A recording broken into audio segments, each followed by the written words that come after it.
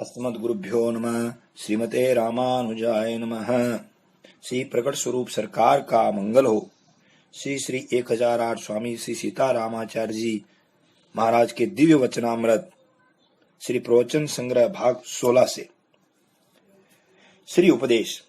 सब कुछ भगवान का है, हमको भगवान ड्यूटी दिए हैं, सो भगवान के चीजों की देख संभाल करते हैं। भगवान ही कृपा करके ऐसा कला युक्त सुंदर शरीर दिए हैं, इस शरीर से सब कुछ अच्छा काम किया जा सकता है। भगवान की सेवा और भजन भी हम इसी शरीर से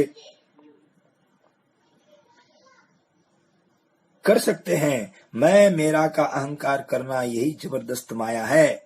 सब भगवान का है, हम भी भगवान के हैं। समझदारी पूर्वक ऐसा पक्का विश्वास होने पर माया जी का मोह नहीं होता। मकान मालिक करार करके किराए के मकान देता है और फिर करार खत्म होने पर खाली करा देता है। यह शरीर श्री भगवान के मकान के समान है। वे कृपा करके अमानत के रूप में दिए हैं। जब चाहेंगे अपनी अमानत वापस ले लेंगे। हमारा बनाया और हमारी मालकियत कुछ भी नहीं है। भगवान की शरण में रहने वाले जीव की सभी संभाल भगवान ही करते हैं। पतंग की डोरी जिसके हाथ में है, वह चाहे जिधर पतंग उड़ा सकता है। देखा देखी झूठ मूठ का शरणागत बनना किसी काम का नहीं है। झूठे ठगी नाम विषधारी लाखों साधु बनकर पेट भरने के लिए अनेक प्रकार के छल कपट दंभ करते हैं। भजनानंदी तो कोई कोई होते हैं। आजकल के त्यागी सन्यासी ब्रह्मचारी सबसे ज्यादा ऐस गैस करते हैं। जिसको अपने कल्याण की चाहना होती है, वह तो सच्चे प्रेम से कल्याण का उपाय करता है। श्री रामानुज स्वामी जी ज्ञान प्राप्त करने के लिए कैसे कैसे कठिन प्रयत्न किए थे। 18 बार दूर रहने वाले गुरुजी के पास पैदल आए गए। गुरुजी अपमान भी किए, परंतु जब सच्ची लगन लगी थी तो सब कुछ सहन करना पड़ा। इसलिए गुरुजी भी उनको अधिकारी समझकर परम तत्व का ज्ञानोपदेश दिए। गुरु मंत्र के लिए श्री रामानुज स्वामी जी इतना प्रयत्न किए, ऐसा कष्ट सहन किए। आजकल तो शिष्य बनना और गुरु मंत्र लेना भी दिखावा मात्र हो गया है। गुरु की दिखावटी सेवा करते हैं। अपना मान स्वागत गुरु से ही करवाना चाहते हैं। अंधे गुरु और बहिर चेला ऐसा देखने में आ रहा है। ऐसे गुरु और चेला दोनों का कल्याण नहीं होता है। सरकारी अफसर के पास जाते हैं तो खड़े रहना पड़ता है। अपमान नहीं मानते हैं, अफसर से डरना पड़ता है। इसी प्रकार गुरु और भागवतों के पास भी मान छोड़कर दास बनकर रहना चाहिए। हमें वैराग्य बहुत था, परंतु अपने गुरु भगवान की आचार्य जी महाराज की सेवा में आकर रहे। उनकी सब सेवा करते थे। उनके शौच का लोटा लेकर उनके साथ जाते थे। श्री आचार्य जी महाराज प्रसन्न होकर हमसे कहे, हम तुमसे प्रसन्न हैं, जो चाहो सो मांग लो। हमने कहा कि आपकी कृपा है तो हमें सब कुछ मिल गया। आप कृपा करके भगवान का साक्षात दर्शन ही करा दीजिए, और कुछ भी नहीं चाहिए। इस पर श्री गुरु जी महाराज हमको अपने हृदय से लगा लिए और कहे कि भगवान तो तुम्हारी चुटकी में रहेंगे। आज ऐसा ही हो गया है। किस प्रकार भगवान मिल गए सो आप लोग भी जानते हैं। गुरु भगवान तो अनुग्रह करने वाले हैं। उनकी कृपा से परम पद भी सुगमता सहित मिल जाता है। श्री रामानुज स्वामी जी की परीक्षा गुरु जी किए। श्री रामानुज स्वामी जी गुरु जी की वर्षों सेवा किए। भगवान गुरु जी से स्वयं कहे कि रामानुज स्वामी पर कृपा करिए। गुरु जी ने अधिकारी समझकर रामानुज स्वामी जी को परम तत्व का उपदेश दिया। गुरु जी ने अपना दिव्य धन खजाना श्री रामानुज स्वामी जी को सौंप दिया। श्री कोरे स्वामी जी, श्री दासरथी स्वामी जी, श्री प्रहलाद जी आदि पक्के अधिकारी थे। सब कुछ भगवान का है। अपना मानना और बताना ही तो अमानत में खयानत करना है। विधेय श्री जनक से बढ़कर महात्मा मुरलीधर जी थे। सब कुछ भगवान का समझकर और ड्यूटी भावना रखकर सब काम करते थे।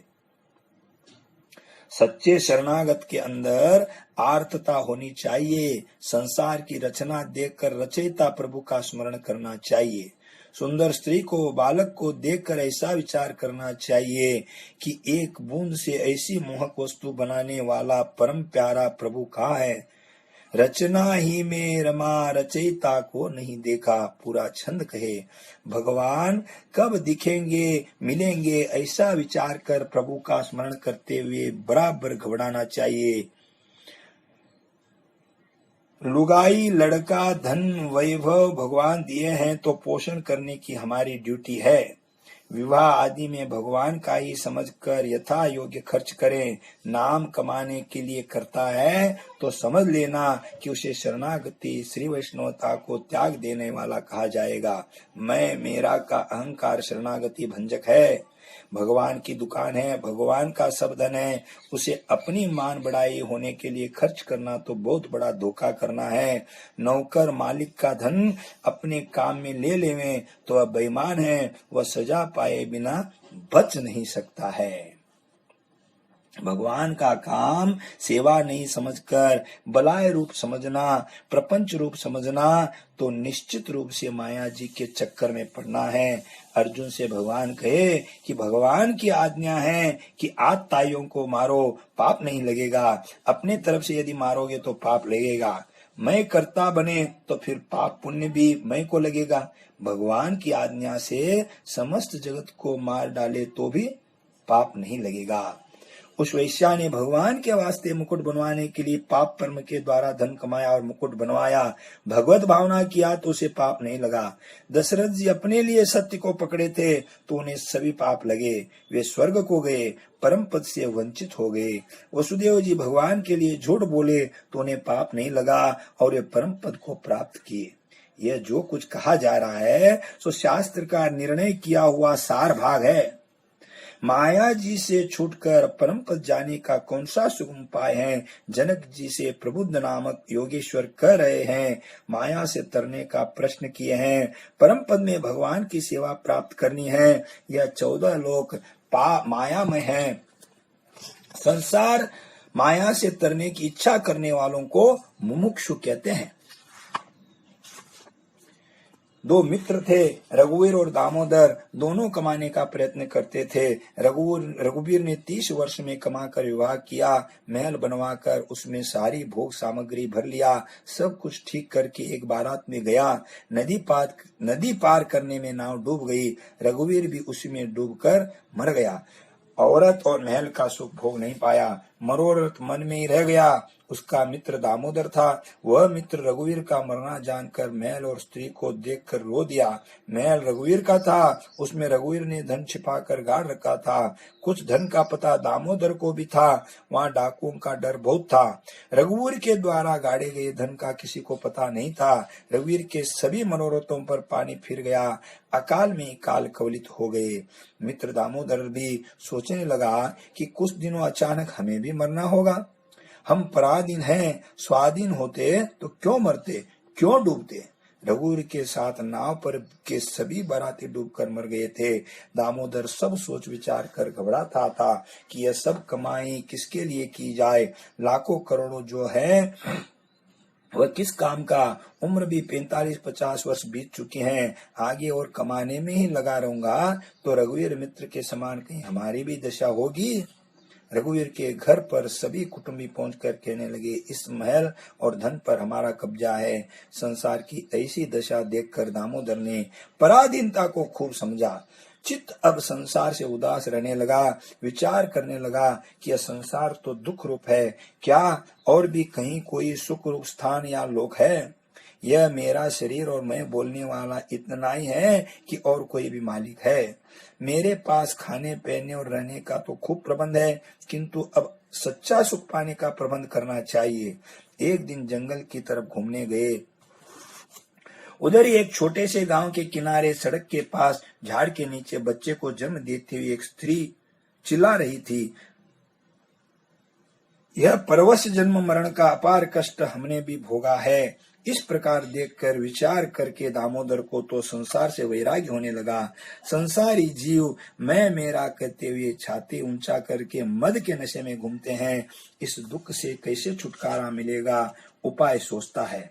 कौन ऐसा व्यक्ति है जो मुझे सच्चा सुख का मार्ग बताएगा? हे प्रभु, कोई ऐसा महात्मा मिले जो पराधीनता और संसार की बलाई से छुड़ा देवे। घर द्वार छोड़कर किसी महात्मा को ढूंढने के लिए वह बाहर निकल पड़ा। घबराता हुआ एक गांव में पहुंचा तो देखा कि एक जगह बहुत से लोग बैठे थे और एक व्यक्ति ऊंचे आसन पर बैठकर कुछ कह रहे थे। वे बैठे हुए लोग चुपचाप सुन रहे थे। उसने किसी से पूछा कि क्या हो रहा है, तो किसी ने बताया कि सत्संग हो रहा है। दामोदर भी वहां बैठकर सुनने लगा। उपदेश करने वाले महात्मा कह रहे थे कि रावण बड़ा प्रतापी राक्षस हुआ जो 14 लोक के रहने वाले मनुष्य, देवता, यक्ष, किन्नर, गंधर्व, पशु, पक्षी सारे प्राणी को अपने वश में कर लिया था। सबसे अपनी कुशामद करता था, कैलाश को अपने हाथों पर उठाता था। ब्रह्मा उसे वेद पाठ सुनाने आते थे। इंद्र तो एक जूता उठाने वाले नौकर के समान था। सबको पराधीन बनाकर सबके ऊपर अपनी हुकूमत चलाता था। उसके सभी साथियों ने लाखों मुनि योगियों को जिंदा ही खा डाला था। यह सुनकर दामोदर ने विचार किया कि इन ब्रह्मादि लोकों में भी दुर्दशाएं भोगनी पड़ती हैं। वहां भी सुख नहीं है। देवता भी परवश है। भस्मासुर से डरकर प्राण बचाने को शिवजी ने भगवान की शरण ली थी, तो भगवान आकर के शिवजी के प्राण बचाए।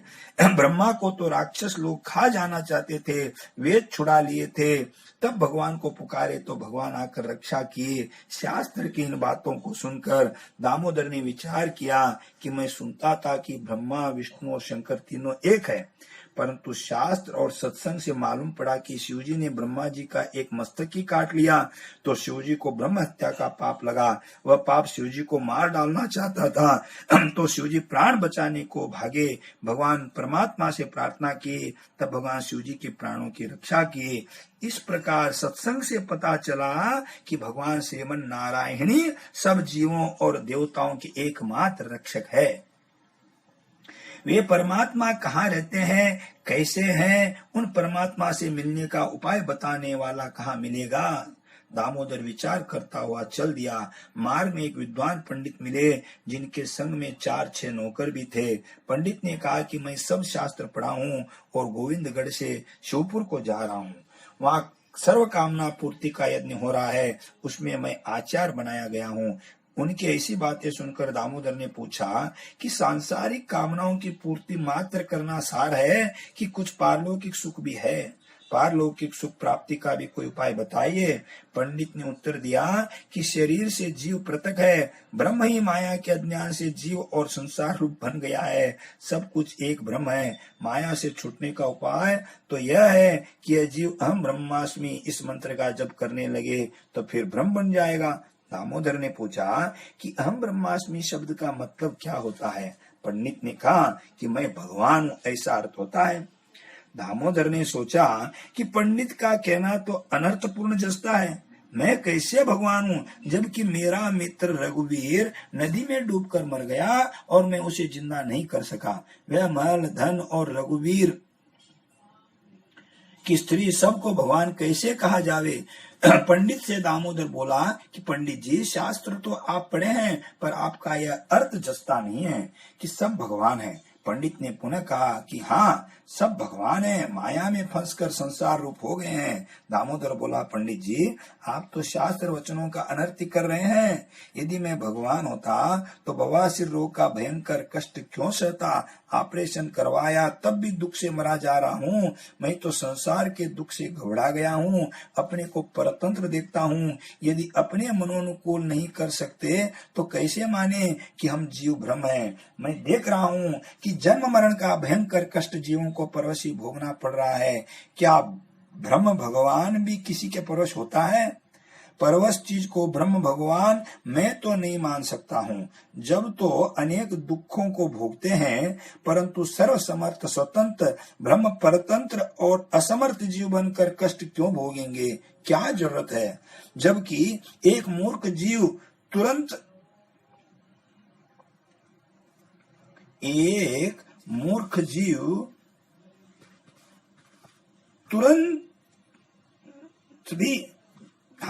मूर्ख जीव जंतु भी दुख भोगना नहीं चाहता। सब जीव सुखी हो जाना चाहते हैं। पंडित जी, आप भी जरा विचार कीजिए। दामोदर की ऐसी सरल और सच्ची युक्तिपूर्ण बातें सुनकर पंडित ने उत्तर दिया कि ये दामोदर, तुमको तो वैराग चढ़ रहा है, तुम्हें तो कोई अनुभवी महात्मा ही समझा सकेगा। हम तो ग्रंथ को पढ़े भरे हैं, हमें अनुभव ज्ञान नहीं है। दामोदर ने कहा कि पंडित जी, शिव, ब्रह्मा, इंद्र, पवन आदि सभी तो रावण से डरते थे, इसलिए वे तो ब्रह्म हो नहीं सकते। हाँ, वहाँ जो आकाशवाणी से बोले थे और सब देव मुनि सिद्धों का दुख दूर कर रक्षा किए थे, यही ब्रह्म परमात्मा हो सकते हैं। उन परमात्मा का पता आप जानते हो तो बताइए। पंडित ने उत्तर दिया कि मैं तो रहस्य ज्ञान को नहीं जानता हूँ। आप दक्षिण भारत में से रंगपुरी की तरफ जाइए, वहाँ पर अच्छे एक महात्मा है, वो आपको भली प्रकार से ज्ञान समझा सकेंगे। वे सदगुरु हैं, परमात्मा को जानने वाले हैं। ऐसा कहकर वे पंडित जी तो सरक लिए। दामोदर सांसारिक चक्कर पराधीनता को देख देख घबरा रहे थे। वे श्रीरंगपुरी की तरफ चल दिए। ऐसे जीव को ही मुमुक्ष कहते हैं। दामोदर में मुमुक्षुता का पूर्ण रूप प्रकट दिखाई पड़ता है। एक कोई धनवान करोड़पति था जो अपने परिश्रम से करोड़पति बना था, परंतु उनके अनेकों मनोरथ अधूरे ही थे। पुत्र पैदा होकर मर जाते थे, स्त्री रुग्ण रहती थी, दिमाग बिगड़ जाता था। करोड़पति होकर भी खूब कंजूस था, न तो खाता पहनता था, न दान पुण्य ही करता था। धन किसी काम का नहीं था। उसे दामोदर ने देखा था। ऐसे और भी लोगों को दामोदर ने देखा जो रात दिन हाय हाय करते हुए अनाचार करके धन कमाने में लगे हुए थे। बहुत से लोग तो रात दिन अधर्म, दुराचार और पाप करने लगे हुए थे। चोर, डाकू, ठग, व्यभिचारी, निर्दयी, दंभी और अत्याचारी लोगों को भी देखा। रोगी और दरिद्र लोग महा दुख भोग रहे थे। लाखों लोग तो जेल खाने में कठिन सजा भोग रहे थे और किसी को फांसी लग रही थी। दामोदर ने और भी देखा कि संसार के दुख और गरीबी से दुखी होकर कोई आत्महत्या कर रहा है, तो कोई को किसी को शत्रु समझकर मार डालने के प्रयत्न में लगा हुआ है, तो कोई पड़ोसी और भाइयों की बढ़ती देख करके खूब ईर्ष्या द्वेष में लगा हुआ है। धन और जवानी को प्राप्त करके लंपट लोग पराई औरतों के संग दुराचार करने में लगे हुए हैं। राजा लोग प्रजा को खूब सता रहे हैं। प्रजा भी राजा के नियम कानून को नहीं मानती है। व्यापार करने में खूब बेईमानी करते हुए धन जोड़ने में लगे हुए हैं। दामोदर ने देखा कि बड़े नामधारी महंत, साधु, सन्यासी, रागधारी, मठाधीश लोग ऐश आराम विषय भोगों में रात दिन लगे हुए हैं। गृहस्थ जनों से भी विशेष पाप दुराचार साधु कहे जाने वाले लोगों में फैला है। संसार की इस विचित्र हालत को देखते हुए दामोदर श्री रंगपुरी के मार्ग में चले जा रहे हैं। शास्त्रों के सुने हुए सत्संग को मनन करते हुए दामोदर अपने मन में सोचते हैं कि पांडव, वशिष्ठ, विदुर जी आदि को इस संसार में दुख मिला है। संसार का क्रम, जन्म, मरण, रोग, दरिद्रता, शत्रु का भय, क्रोधादिक विकार देख समझकर जिसकी आत्मा घबराती है, वही तो संसार के दुख से छूटना चाहता है और सच्चा सुख जो परमात्मा की प्राप्ति होना है उसे ढूंढता है।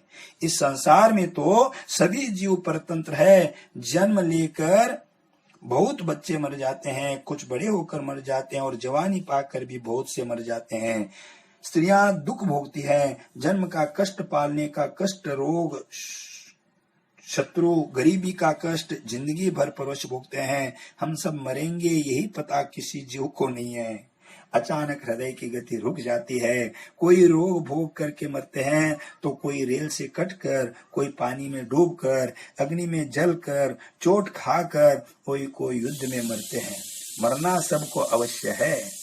अमृत पान करने वाले को तथा सिद्धि योगी को भी एक दिन मृत्यु से काम पड़ता है। 14 लोक और देवता, मनुष्य तथा प्राणी मात्र की मृत्यु होती है। ऐसा यह संसार है। संसार तो धोखा ही है। मोह रूपी वृक्ष में शोक रूपी फल ही लगता है। पहले स्त्री मरेगी या पुरुष मरेगा, पहले स्त्री मरेगी या पुरुष, मरना तो होगा ही। वियोग का समय बहुत दुखदायी होता है। श्री कृष्ण भगवान गीता जी में यही निर्णय बताए हैं कि स्पर्श के अभ्यास का फल हमें दुखपूर्ण होता है। यह सब बातें समझ लेने की है, यह सब ज्ञान होना चाहिए। मुमुक्षु इस प्रकार से समझ करके फिर संसार के दुख से छूटना और भगवान को प्राप्त करना चाहता है। पहुंचे हुए गुरु मिले तो संसार बंधन से छूटने का उपाय बतावें। दामोदर सदगुरु को ढूंढने जा रहा था। आगे फिर कहा जाएगा। श्री स्वामी जी सरकार का मंगल हो, श्री लाल जी सरकार का मंगल हो, श्री भागवत गोष्ठी का मंगल हो।